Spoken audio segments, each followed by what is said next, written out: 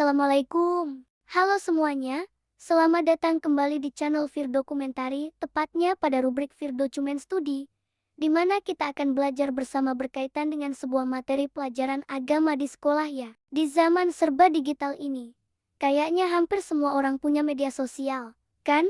Nah, pernah nggak sih kalian mikir, jempol kita yang ngetik di kolom komentar atau pas lagi chatting itu punya kekuatan yang sama besarnya sama mulut kita di dunia nyata? Pertanyaannya, apakah lisan dan jari kita sudah kita gunakan dengan baik? Apakah kita sudah jadi orang yang asyik diajak ngobrol, bukan malah jadi toxic person? Nah, di pembahasan kali ini, kita bakal ngobrolin sesuatu yang super penting dan relevan banget buat kita semua, yaitu etika pergaulan dan komunikasi Islami. Ini bukan cuma buat anak santri atau yang alim aja loh, tapi buat kita semua yang pengen jadi pribadi yang lebih baik, baik di dunia nyata maupun di media sosial. Dasar dari semua ini ada di Al-Quran, surat Al-Hujurat ayat 13, yang ngajarin kita bahwa kita semua diciptakan berbeda-beda, bukan buat saling ejek atau saling bully, tapi buat saling kenal atau ta'aruf. Intinya, interaksi kita itu tujuannya buat membangun persatuan, bukan permusuhan. Jadi, kalau masih ada yang suka rasis atau ngejek fisik teman,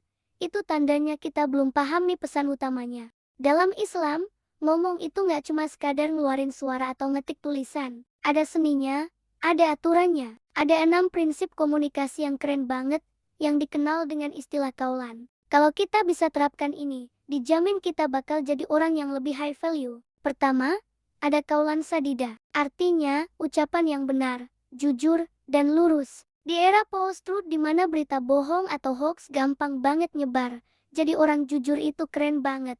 Jangan suka mutar-mutar fakta atau ikut-ikutan nyebarin gosip yang belum jelas kebenarannya. Ingat, kejujuran itu harga diri kita sebagai seorang muslim. Jadi, sebelum ngomong atau nge-share sesuatu, tanya dulu ke diri sendiri, ini beneran gak sih? Ini fakta atau cuma asumsi? Kedua, kaulan balighah. Ini adalah ucapan yang efektif, to the point, dan ngena di hati. Coba deh perhatiin, orang-orang hebat itu kalau ngomong gak bertele-tele, kan? Mereka bisa menyampaikan pesan yang dalam dengan kata-kata yang simple tapi powerful. Nah, kita juga bisa begitu. Saat ngobrol, coba fokus ke inti pesannya. Jangan sampai omongan kita muter-muter gak jelas dan malah bikin orang bingung. Komunikasi yang efektif itu tanda orang yang cerdas. Ketiga, kaulan ma'rufah. Artinya, ucapan yang baik, sopan, dan pantes. Kita hidup di masyarakat, jadi kita harus tahu norma dan adab. Kata-kata yang kita pilih harus yang membawa kebaikan, bukan malah bikin rusuh atau nyakitin perasaan orang lain. Coba deh, sebelum nge-post atau ngomong sesuatu, pikirin dulu, ini bakal bikin suasana jadi lebih baik atau lebih buruk. Jangan sampai demi konten atau biar kelihatan keren, kita malah ngorbanin perasaan orang lain. Keempat, dan ini spesial banget, kaulan karimah. Ini adalah ucapan yang mulia, penuh hormat, terutama buat orang tua dan guru kita. Mereka adalah sumber berkah dalam hidup kita. Cara kita ngomong ke mereka itu cerminan akhlak kita. Pakai kata-kata yang sopan, nada yang rendah, dan tunjukkan rasa terima kasih. Jangan pernah ngomong kasar atau ngebentak mereka, karena ridha Allah itu tergantung pada ridha orang tua. Kelima, kaulan lainah. Nah, ini penting banget di zaman sekarang yang semua orang gampang ngegas. Kaulan lainah itu ucapan yang lemah lembut. Kelembutan itu bukan tanda kelemahan loh, tapi justru tanda kekuatan dan kematangan emosi. Coba deh, kalau ada masalah atau beda pendapat, selesaikan dengan kepala dingin dan kata-kata yang lembut. Orang akan lebih respek sama kita kalau kita bisa ngontrol emosi dan tetap santun, bahkan saat lagi marah sekalipun. Dan yang terakhir, yang keenam, kaulan maisura. Ini adalah ucapan yang bikin adem, gampang dimengerti, dan ngasih harapan. Kalau ada teman yang lagi curhat atau punya masalah, jangan malah kita komporin atau kita judge. Jadilah pendengar yang baik dan berikan kata-kata yang menenangkan.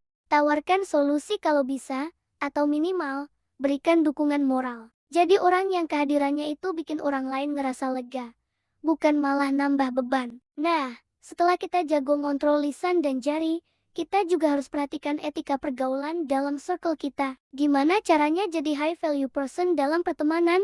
Pertama, hargai teman kita apa adanya. Jangan panggil mereka dengan sebutan-sebutan jelek yang bisa bikin sakit hati.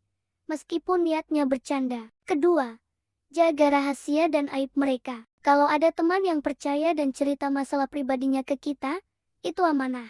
Jangan sampai kita bocorin ke orang lain. Kepercayaan itu mahal harganya. Satu lagi etika super krusial di era informasi ini adalah tabayun. Artinya, klarifikasi atau cek dan recheck. Kalau kita dapat berita, apalagi yang heboh atau provokatif, jangan langsung percaya dan jangan langsung share. Cek dulu sumbernya, cari pembanding, validasi faktanya. Tabayun ini adalah tameng kita dari bahaya hoax dan fitnah yang bisa merusak hubungan pertemanan bahkan persatuan bangsa. Ngomongin soal perusak hubungan, Islam juga secara tegas melarang dua penyakit sosial yang bahaya banget, gibah dan fitnah. Gibah itu ngomongin kejelekan orang lain di belakangnya. Rasulullah bahkan menyamakannya dengan makan bangkai saudara sendiri. Ngeri banget, kan? Sementara fitnah, yaitu nyebarin tuduhan palsu, dampaknya jauh lebih parah lagi. Ingat, lidah itu tak bertulang, tapi bisa lebih tajam dari pedang. Dan tentu saja, bullying atau perundungan, dalam bentuk apapun, itu dilarang keras.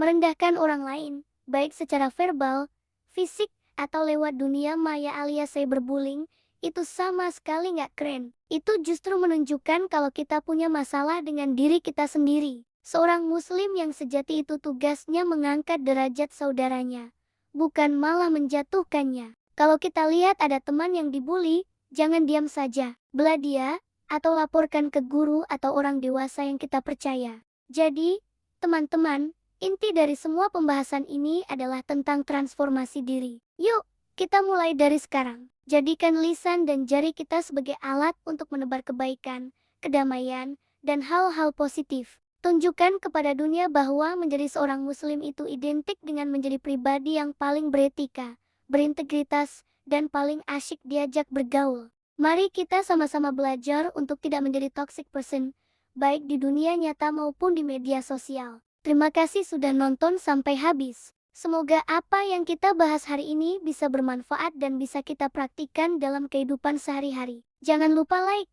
komen, dan subscribe ya, biar kita bisa terus belajar bareng. Sampai jumpa di video selanjutnya. Wassalamualaikum.